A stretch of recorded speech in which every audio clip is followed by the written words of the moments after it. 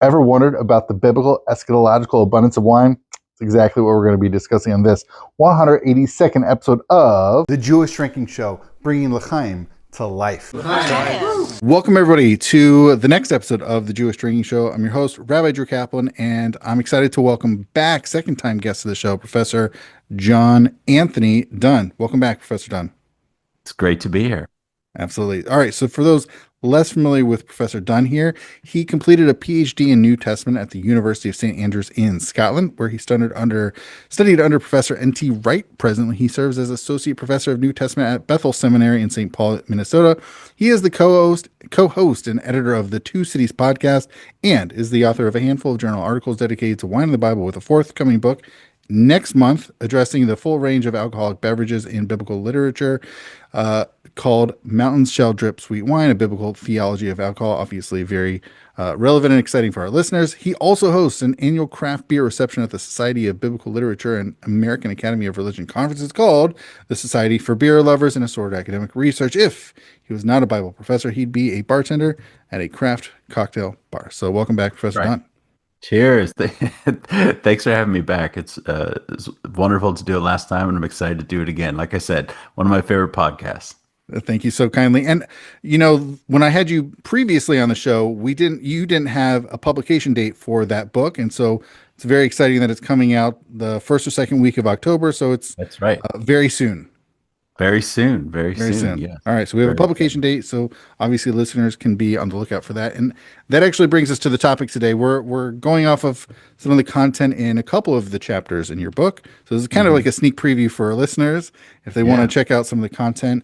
And anybody keeping score at home, this is specifically chapters 13 and 14.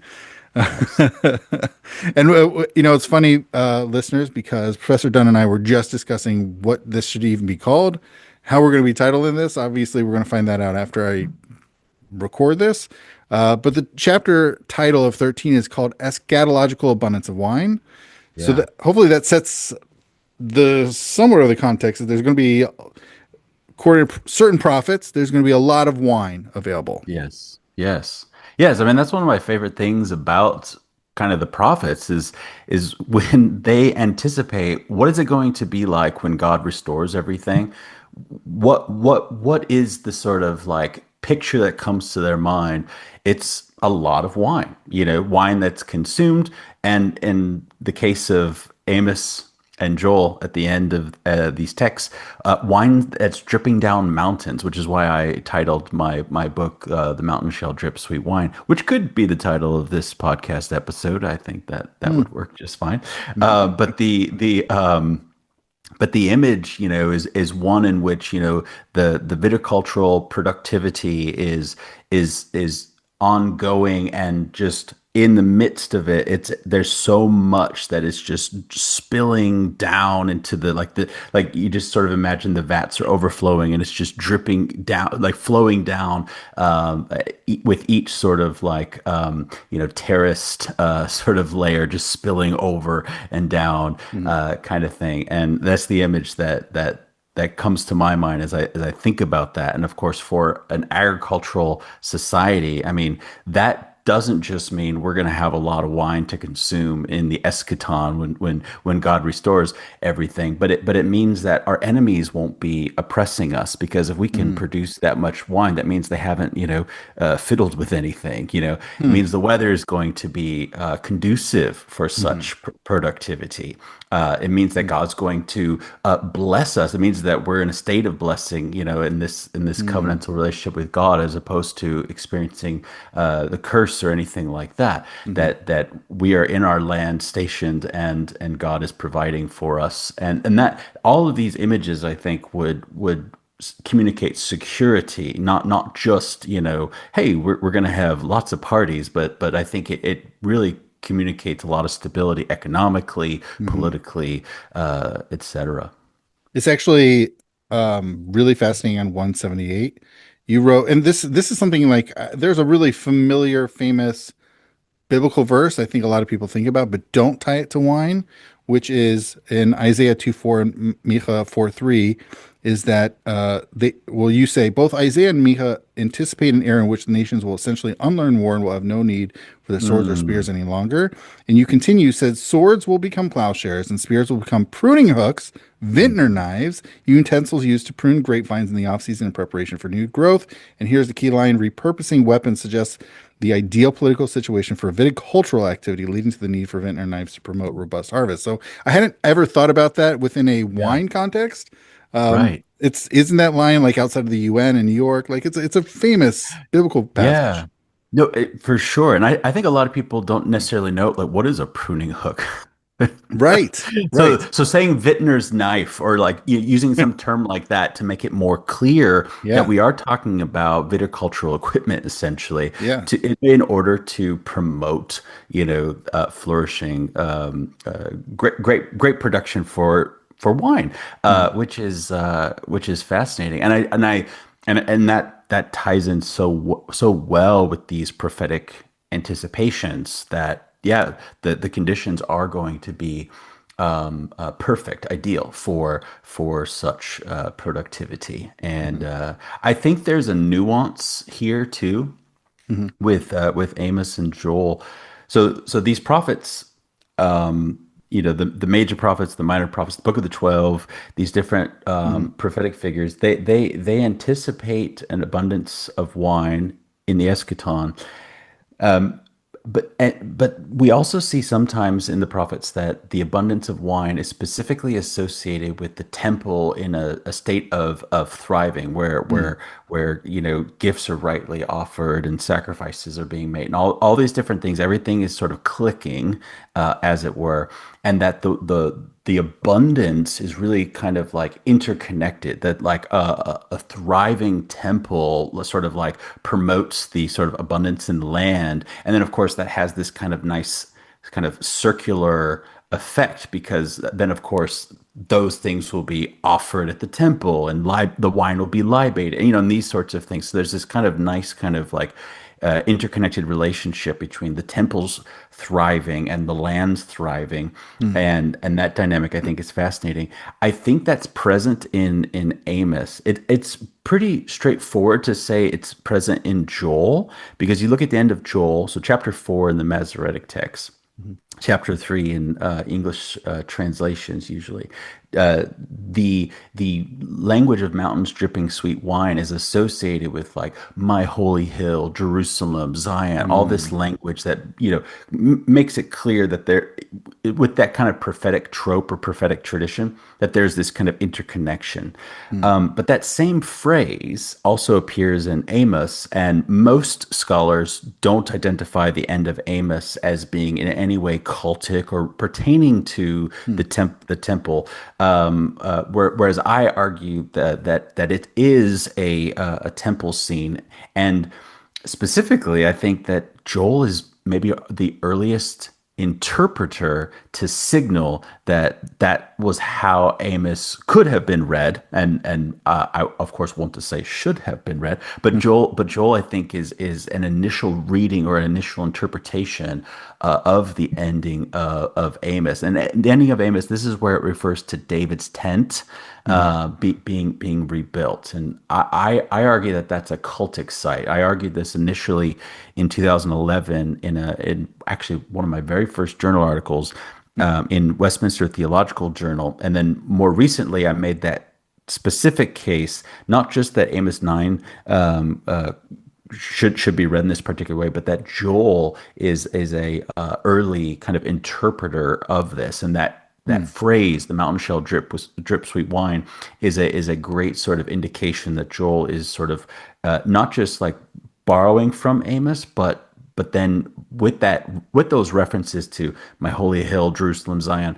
I think that's sort of taking the less clear language of David's tent and making it a little bit more clear. And sort of that's hmm, the referent in Joel. And I think it's because Joel is seeing that that's what David's tent is in Amos 9. That's hmm. my argument, anyways. I'd be curious to know, what do you think about David's tent, or what have you thought about David's tent?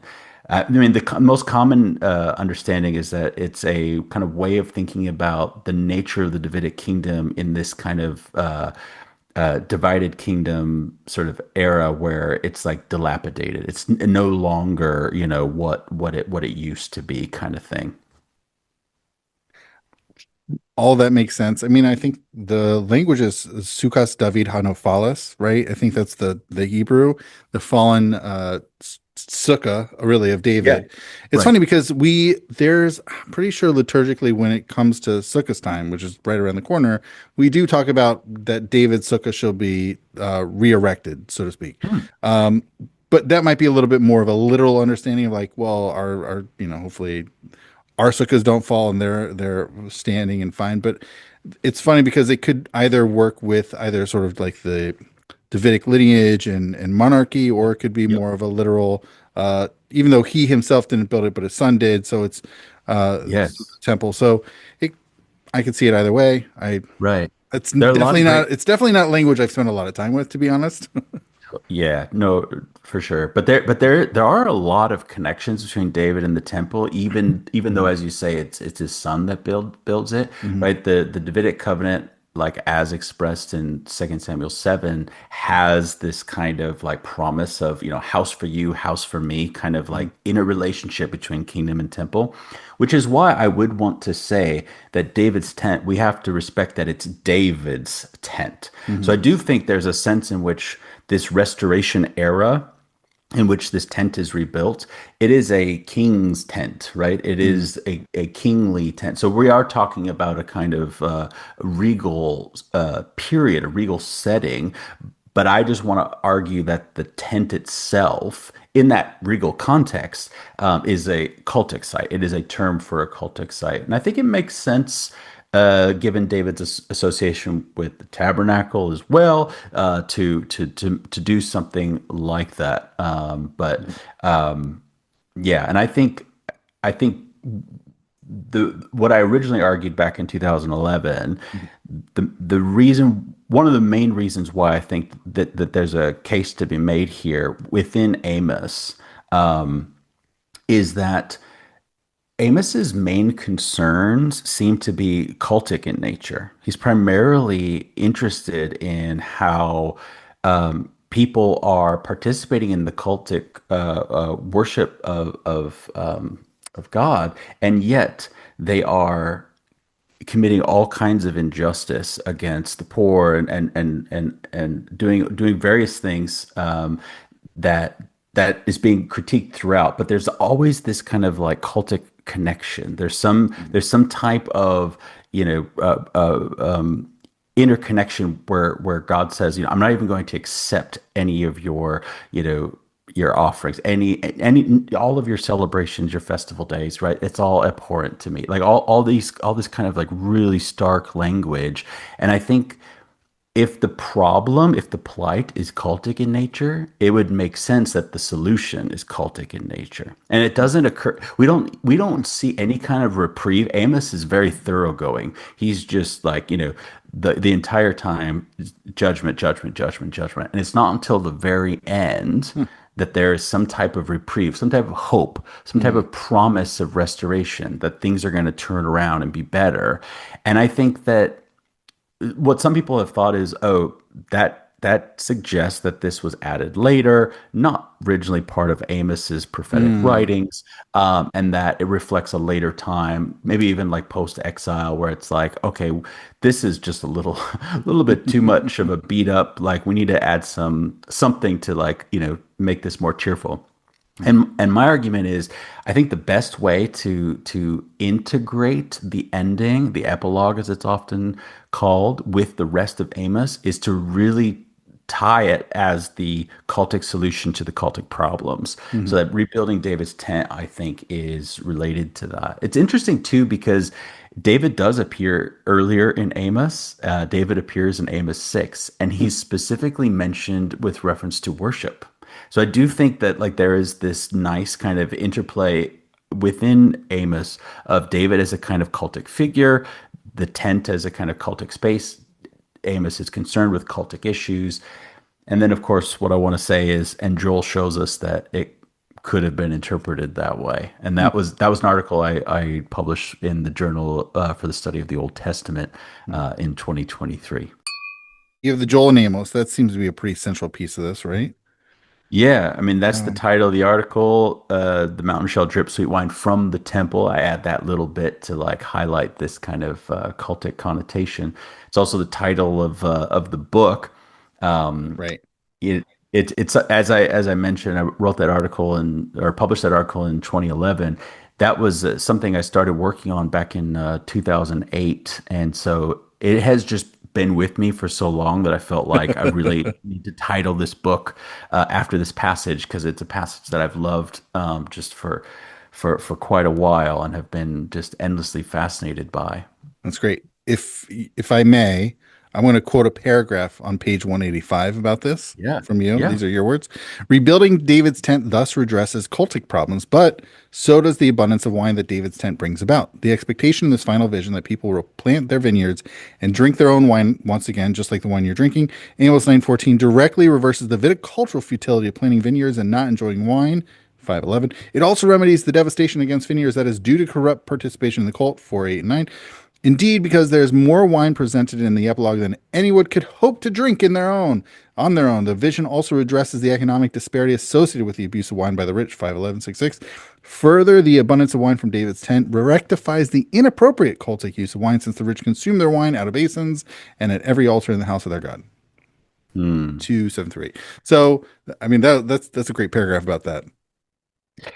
Yeah. Well, cheers, and something that we also haven't touched on just yet Mhm. within our kind of epilogue, these final few verses, Amos 9:11 through 15, is that that language of more wine than you could ever like hope to consume. It's reflected in the fact that the mountains are dripping with this sweet wine. And then the next line is, and the hills will flow with it. And then as it goes on, though, it has this fascinating image of the plowman overtaking the reaper and the treader of grapes.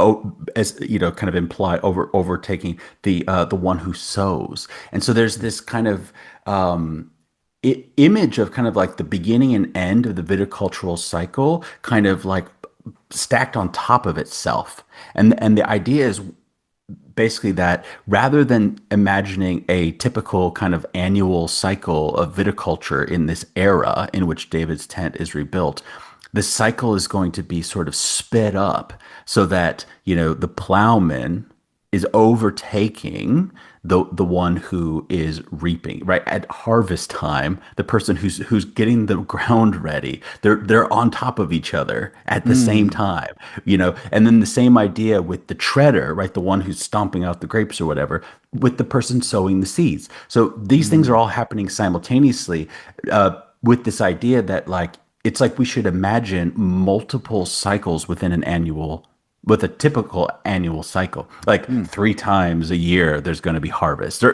so like that's Yeah. kind of what it evokes. So it's not just that the mountains are dripping with sweet wine and wow, that's a lot of wine, but it's also throughout the year this is going to be happening. So it's like, whoa, not just once. It's going to be like this weird cycle, sped up cycle of like a lot of wine being produced, which is fascinating. Something that I should have looked into before we started this episode was, and this kind of harkens back to our previous episode, how infrequently does the word assis appear in the Bible? It's Yeah, I handful of think it's times, five right? times.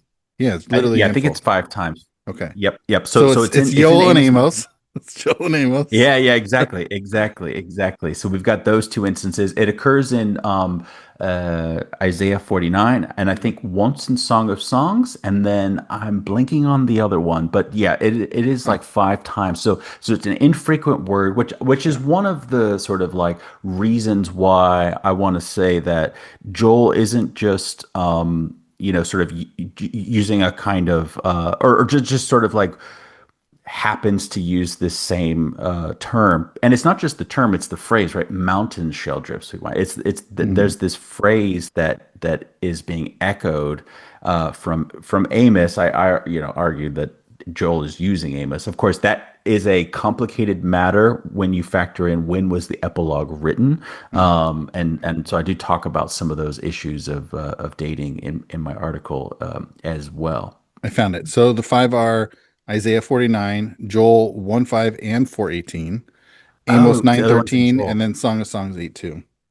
Okay, so the other one's at the beginning of Joel, right? Yeah. Yes, because they're all the mourning that's taking place because of the loss of it, right? Because the locust plague has devastated, and now they're not going to be able to consume and enjoy slash use for libation Right. Okay. any of the wine. Right. So as you said, it's there's a context of locust. So that's verse 4. And then 5 is wake up you those who are drunk and weep and wail all you swillers of wine. Well, actually literally just drinkers of wine for the new wine that has denied you. Yeah. And then actually in the next verse, for a nation has invaded my land, da, da, da, da. They have laid my vines waste and splintered my fig tree. So it's a really bad situation for any viticultural project and anyone who wants to benefit for therefrom.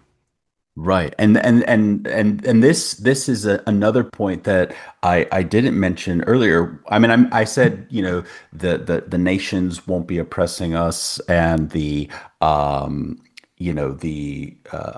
weather will be conducive, but the other thing is that there won't be plagues. So the locusts, these kinds of things, there won't be plagues, there won't be famine, there won't be so the image of mountains dripping sweet wine also communicates that you don't have to worry about these pests and these the droughts and the famine, the plagues, Mhm. and the locust swarms, coming in as Yeah. well. Yeah. So not just human. Yeah, exactly, exactly. Hello, dear listeners. It's your host, Rabbi Drew. I wanted to break in right now and just say, hey, thank you so much for listening. I really appreciate or watching, however you're consuming this content. And I'm always open for new ideas, both for specifically the Jewish Drinking Show, whether it's topics, whether it's guests. I'm also looking for other resources that I can provide you with in the Jewish Drinking Project more broadly. Also, I'd really like to offer you the opportunity to sponsor this work. Whether if you want to go to patreon.com/Jewish Drinking, I would greatly appreciate it. And if you have ideas for swag, also, please feel free to send them to me at drew@jewishdrinking.com. All right, thank you so much, L'chaim, and now back into the episode. So I know there's a lot of focus here on Joel and Amos, but you mentioned in this chapter a bunch of a potpourri really of other Yeah. prophets. I'm just going to read this from 178. You write, God's renewal of Israel's lot in the world will include removing the threat of foreign oppression and its impact on viticultural. You say Zechariah envisions God protection of the people in the midst of it. So there's a bunch of Zechariah stuff here as well, which includes vineyards. You write, actually, in the new creation, God's people will no longer start viticultural projects and building endeavors only to have them thwarted. They will plant vineyards and eat their fruit, 65:21. Ezekiel also stresses that the people will dwell in security and be able to plant their vineyards in safety, 28:26. So, and even Isaiah, you say, additionally, Isaiah envisages that the tables will be turned, the former oppressive nations will become shepherds, and even vine dressers on Israel's behalf working their fields and vineyards, 61:5. There's so many, yeah, there's so much. I mean, you could really go on and on and on about these kind of like expectations of abundance. Another one that I'll mention is Isaiah 55, verse 1. I Mm-hmm. just love that bit, come and buy wine without money, without cost. Mm-hmm. This beautiful image of maybe God as a merchant, Mm-hmm. or something like that, but like not requiring any kind of funds. It's just a fascinating image, Yeah. and I think there might be some other suggestions. I don't know if tavern keeper is suggested, but it does evoke some interesting imagery about how what is the nature of this transaction, even if it's a metaphor, still working within the metaphor, what is the nature of this transaction? Mm-hmm. Who is God in relation to the people purchasing freely this wine? But it speaks to the fact that it's free speaks to this Mm-hmm. just kind of era of just abundance, that there's plenty to go around and you can come and get it, and that just like offering, that kind of gracious offering of wine is just beautiful. on 177. This is the second half of a paragraph. You write, according to Jeremiah, after those who are scattered are brought back, 31:10, they will become a well-watered garden instead of a wasteland, 31:12. The term well-watered is used again in the immediate context in Jeremiah 31:25 to speak of the reality of the people living in the land again. I will refresh the weary and satisfy the faint, 31:25. Vineyards will be planted on the hillsides, 31:5, for the people to enjoy the bounty of the Lord, including new wine, tirosh, which topic we discussed last time. That's right. 31:12, as a prophetic sign act of this forthcoming reality, Jeremiah buys a field, 32:7, foreshadowing, among other things, that the people would return from Babylonian captivity, 32:43-44, to cultivate vineyards in their land, 32:15. Ezekiel describes the transition from desolation to abundance in terms of becoming like the Garden of Eden, 36:35. When the exiles are brought back into the land, 36:24, there will be agricultural abundance rather than famine, 36:29-30. In that garden-like setting, the people themselves will be fruitful and multiply, 36:11, evoking the creation mandate of Genesis 1:28. It's funny because I think a lot of people, especially nowadays, we don't live agricultural lives. That's not how we do stuff. And so I can't speak for everyone who lives in the West in these times that do not live agricultural lives. But my eyes glaze over when I read agricultural stuff, and I imagine a lot of other contemporary readers like, it's just farming stuff. What do I care? But Yeah. I will say, like, looking at this through wine-colored glasses, I think this Yeah. is a lot actually more interesting. I think especially the wine stuff here, like the vineyards, whatever, that stuff really gets glossed, like doubly Yeah. glossed over, because people who are like, oh, it's the farm stuff, and it's like it'll be great. Usually, Totally. the people who talk about how great it will be also skip over the wine stuff.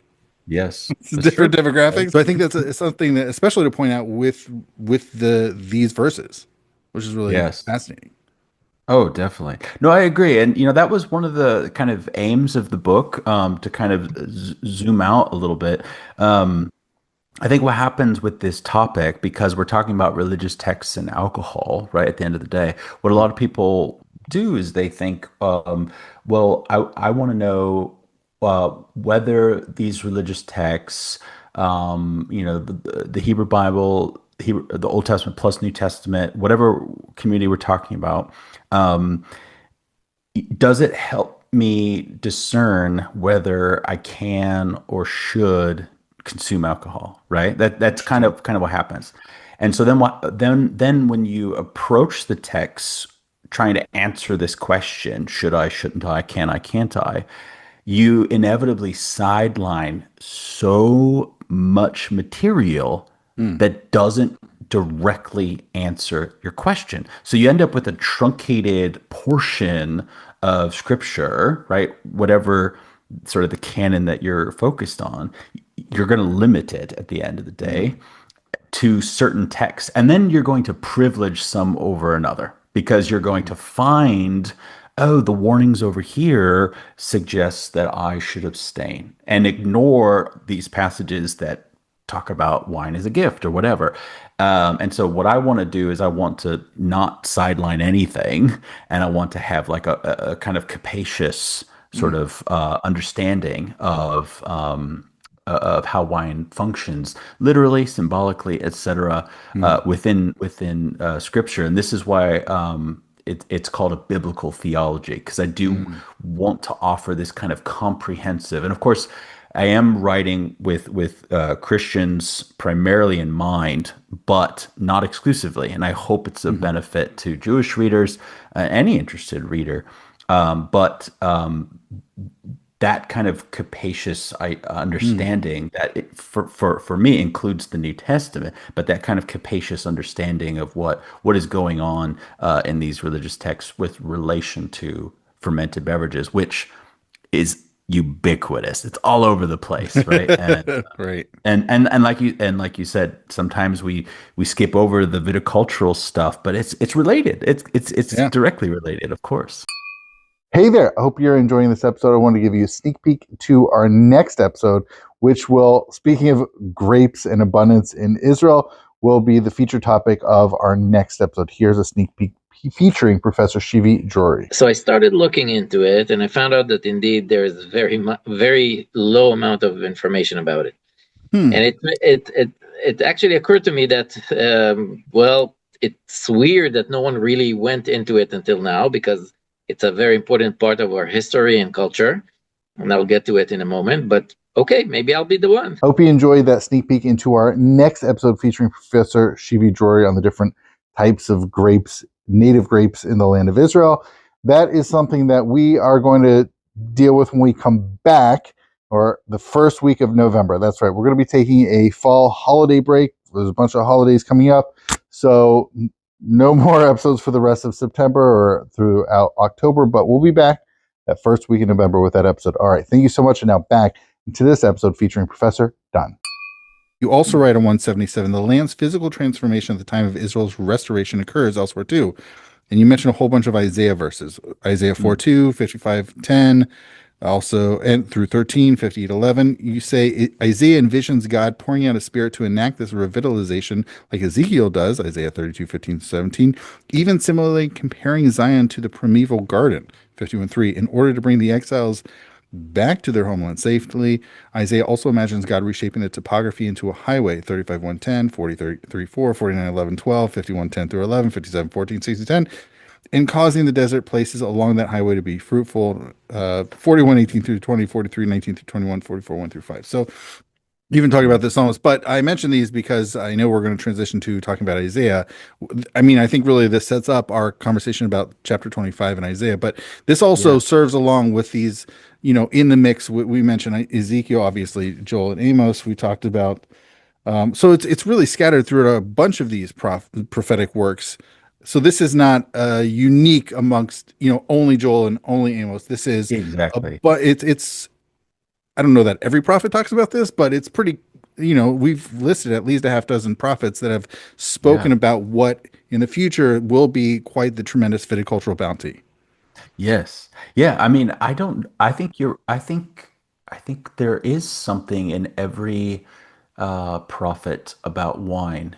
You know, the texts that don't mention wine at all, I think there's only two or three, if I'm not mistaken, because I actually do mention this in the conclusion.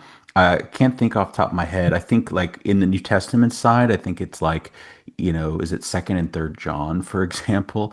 And then I can't remember on the Hebrew Bible side. I think there might be a text, but it is like a very common, pervasive theme. Absolutely.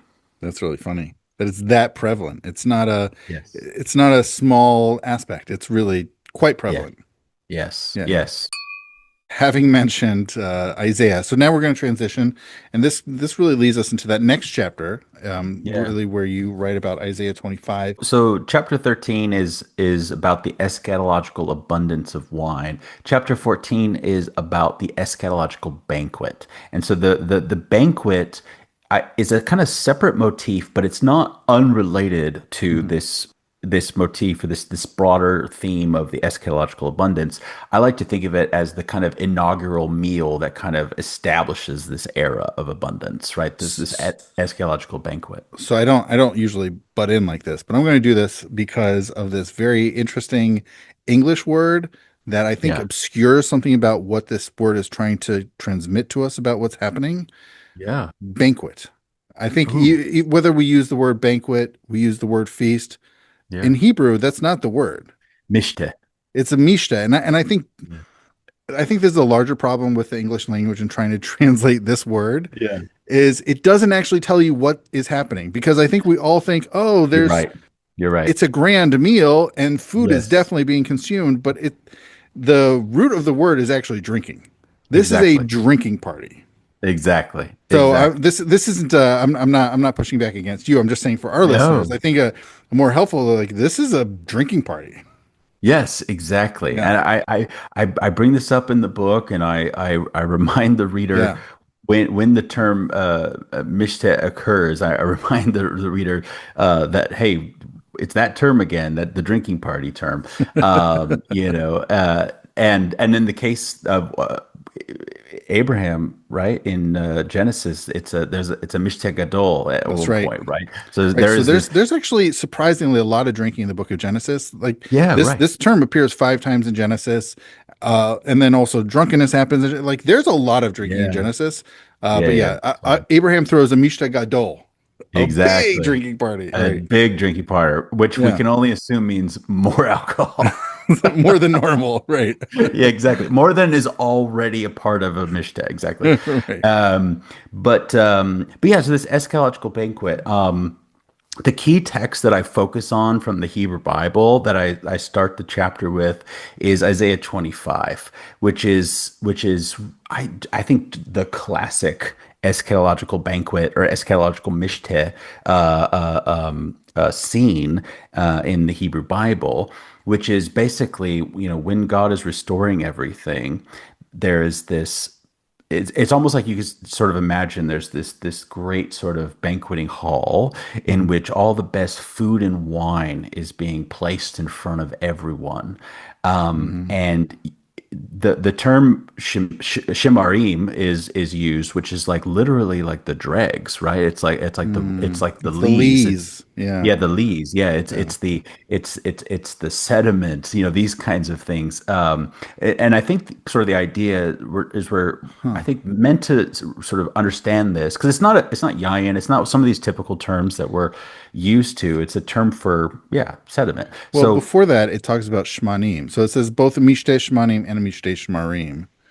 So yeah, maybe I there's think both. Maybe there's both like fat, like really rich wines, and then you also have these lees. Is well, I that think possible? the I think the shemanim is the food, right? And then the shimarim, Ah, gotcha. shimarim occurs twice in this verse, Hmm. and it the second time it says that it's filtered, and so Hmm. I think that's kind of the idea is that Hmm. I think we're meant to think that this is like wine aged on its lees and then filtered before put in goblets or Hmm.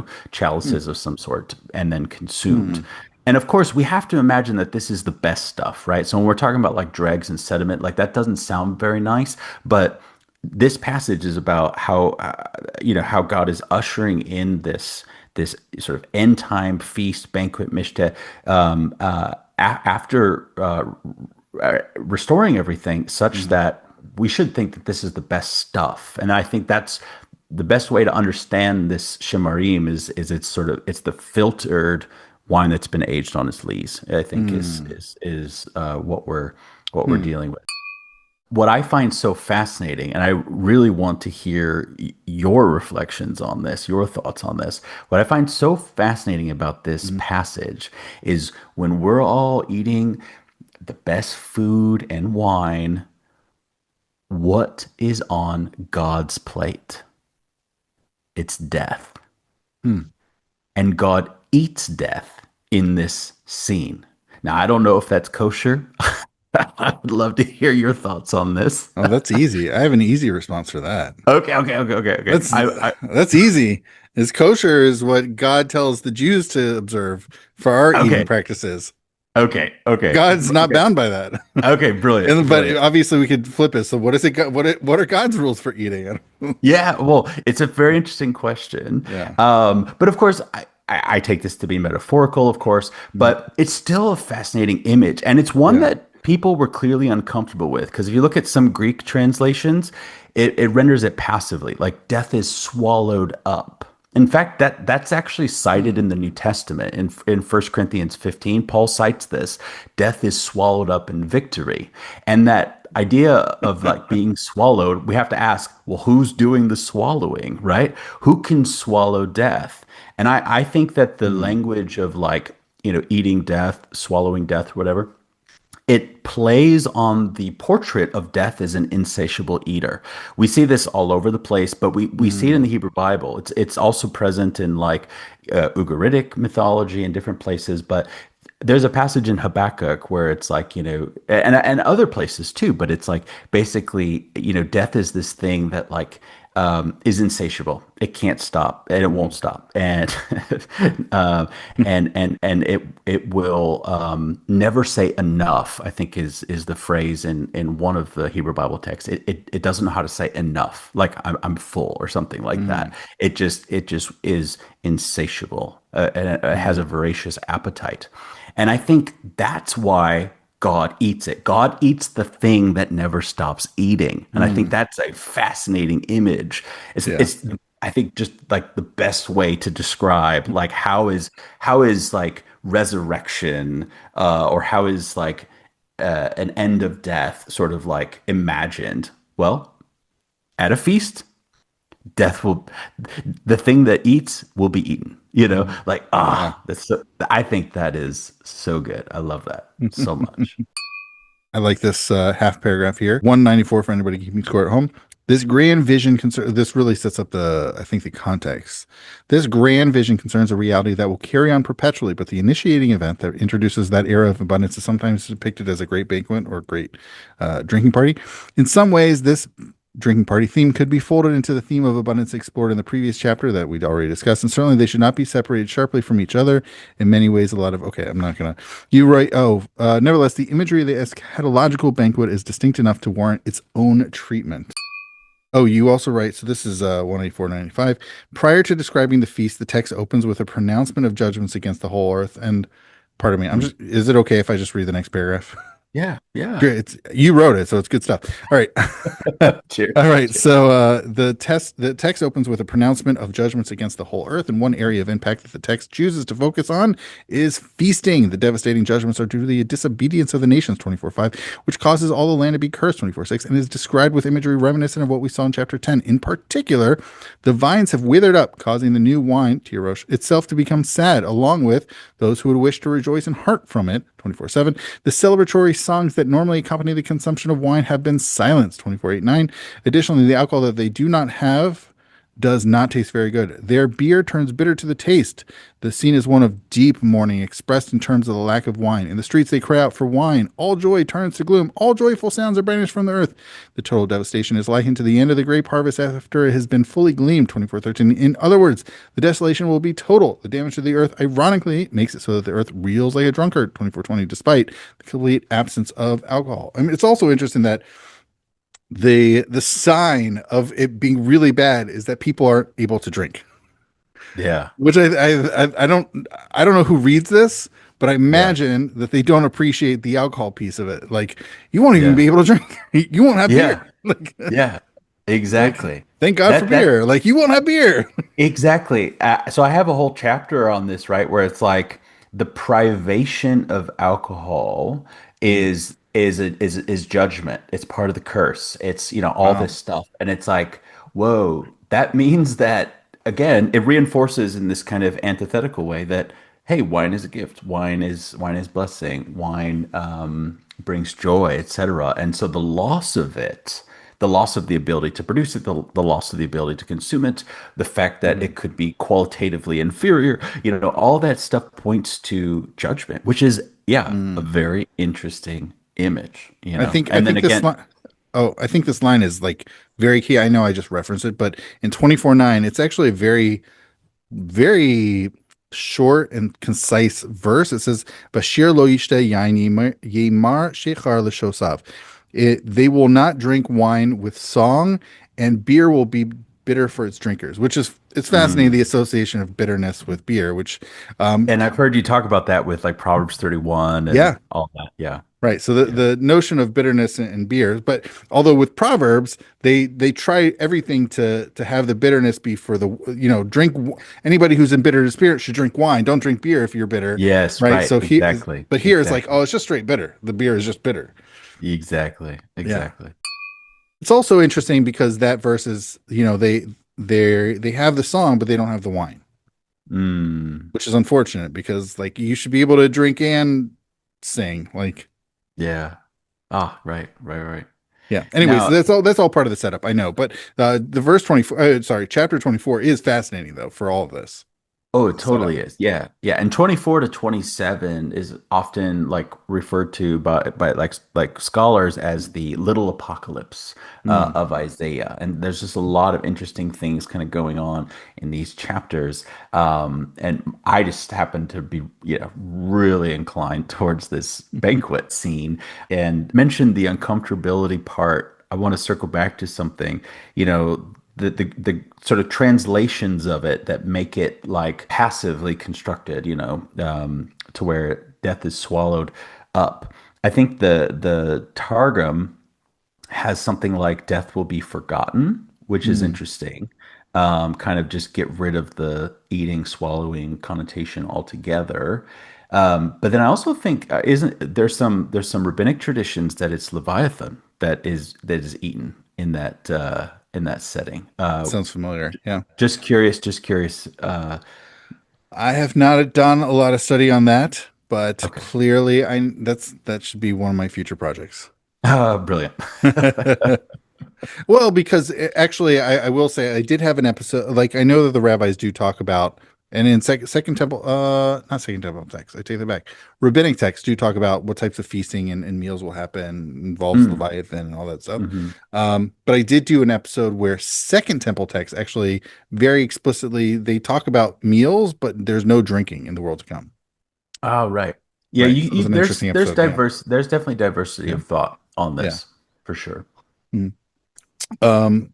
I do want to say actually you did mention you were talking about earlier the Mishta Shmarim. You do have this note on 195. The wine should be distinguished from two cheap forms of wine made from grape Yes. refuse. The first involves taking the dregs out of fermented wine and then pressing them to extract residual wine. The second is made from grape particles that had already been pressed by soaking them in water and pressing them again. This method produced what was called after wine or seconds, but you're saying this is not. This is already Yeah, this is real not wine, that. and then Yeah, aged on lees to actually make it extra exactly. better, extra good Exactly. wine. Yeah, Yeah. it wouldn't make any sense at all for it to be one of those other sort of associations. I bring it up because those are the other types of associations one could make with like Lee's specifically. Hmm. Like, oh, is it Lee's wine? Like Lee's wine implies actually one of those two things, like Uh-huh. often in like a lot of the Greco-Roman texts, especially. So Mm. like later, much later. But the association with Lee's, I think here is certainly we're meant to think this is the best stuff. And so Mm. I think that's why we should understand the reference to sediment as Mm. being one of aging with its sediment and then filtered for consumption. One final quote, also 195. The term for wine here technically designates the sediment. Contextually, it must refer to the best kind of wine fit to celebrate the Lord's victory and enthronement, which is great. Hmm. It's got to be the Hmm. best. Only the best wine Gotta for be. God. It's well, exactly. I mean, Yeah. it's contextually it's demanded by the context. Hey there, I wanted to break in yet again. Although I asked for support in financial ways because it does cost some money to make the hosting happen and other aspects of Jewish drinking happen. So your financial support is definitely appreciated. And don't forget, you can go to jewishdrinking.com/donate. But also, another way of supporting the show and everything that Jewish Drinking does is also to tell your friends, tell your neighbors. If you like this content, if you like this show, maybe people you know also like it. So feel free to let them know, hey, I have this interesting episode I heard, or a few episodes, or whatever it is, or even a few clips. Feel free to share with your friends. All right, thank you so much. Now back into the show. Professor Dunn, thank you. This has been insightful. It's been fascinating. Before we wrap up, what is one thing you would like to promote? Well, of course, at the moment, I'm mindful of the fact that my book is coming out next month, so Mhm. I'm very excited about that. If listeners would like to check it out, it's called "The Mountain Shell Drip Sweet Wine: A Biblical Theology of Alcohol." It's published by Zondervan Academic.